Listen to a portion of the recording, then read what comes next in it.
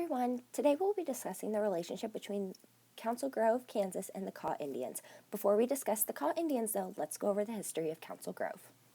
Council Grove is located 55 miles south of Topeka in Morris County.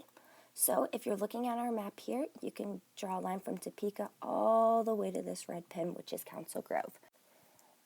In relation to Manhattan, Council Grove is located 41 miles south. So if you were to drive your car and start all the way up here in Manhattan and just drive directly south, you'd reach Council Grove in about 45 minutes to an hour.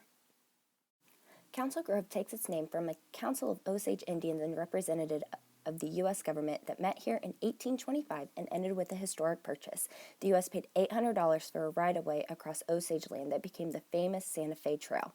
Thousands of traders passed along this route after Seth Hayes, founder of Council Grove, opened his trading post here in 1847. Council Grove became one of the most important points on the trail and the last place for freighters going west to get supplies until they reached Bonfort's 600 miles away.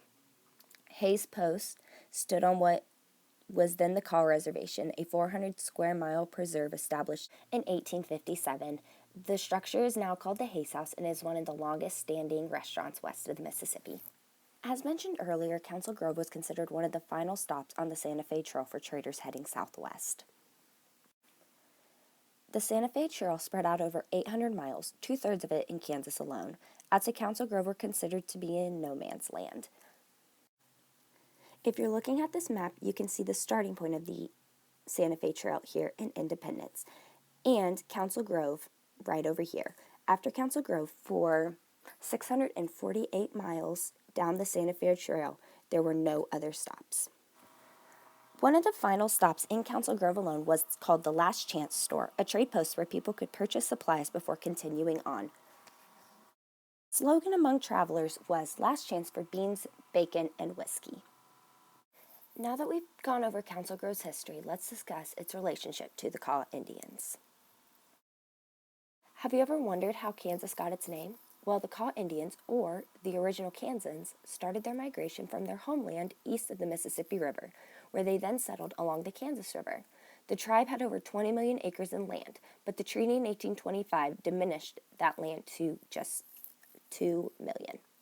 In 1846, the Kaw Indians signed another treaty diminishing their land from that 2 million acres to only 20 square miles, which is how 1,600 Kaw Indians settled in Council Grove. If you're looking at the map, you can see the reservation outlined in blue marker. In this treaty, the government would make an annual payment of $1,000 to advance education of Kaws in its own country. In 1850, the Methodist Episcopal Church South signed a contract with the government to construct the Kaw Mission, which was completed in February 1851. As you can see in the photo, the mission was a 2-story stone house that had 8 rooms and could accommodate up to 50 students, as well as teachers, missionaries, farmers, and the Huffacres, who were the owners. The mission was run by Thomas Sears Huffaker, a member of Methodist Episcopal Church South. His wife Eliza helped him on the mission as well. Only 30 boys ranging in ages 16 through 17 lived in the mission. The goal of Kaw Mission was to teach academic subjects, farming skills, and Christianity. During this time, mission schools were part of an effort to assimilate Indians into Euro-American cultures and Christianity. The mission was only open for 3 years before it closed in 1854. The cost of hosting each child just became too expensive. The Kaw Indians were never very receptive to the efforts of the missionaries, which is why only orphan boys were sent to the mission, never girls. The mission was eventually resold to Thomas Huffaker. He and Eliza remained there until both of their deaths. After the mission closed, life for the Kaw Indians continued to be a struggle. In 1859, another treaty was signed, once again diminishing the reservation to a mere 9 by 14 miles. In 1861, the government attempted to build houses for the Kaw Indians, which was located 3 to 10 miles southeast of Council Grove. Few, if any, Kaw Indians resided in the houses, for they preferred their teepees and bark and mat lounges. Instead, the huts were used to shelter their horses, dogs, or cattle. In 1872, the Kaws were eventually driven out of Kansas altogether, where they then migrated to Oklahoma City. In regards to their relocation to Oklahoma, Chief Alagawaho once said, "Great Father, you whites treat us Kaws like a flock of turkeys. You chase us to one stream, then you chase us to another stream. Soon you will chase us over the mountains and into the ocean, and we will have no place to live." Today, the Kaw Indian tribe still resides in Kaw City, Oklahoma. However, in Council Grove, there are still numerous historical sites that pay tribute to its rich history, such as the Kaw Mission, Council Oak, where the first treaty began in 1825, and even the Kaw Warrior statue, which acts as a constant reminder of the strong Native American presence from whom Kansas is named. I would like to thank the Kaw Mission State Historical Site for allowing me to tour the site and also take photographs of the artifacts. If you're ever interested in learning more, I highly recommend you check out their website or stop by for a visit. Here on their website, it's www.kshs.org/Kaw-Mission.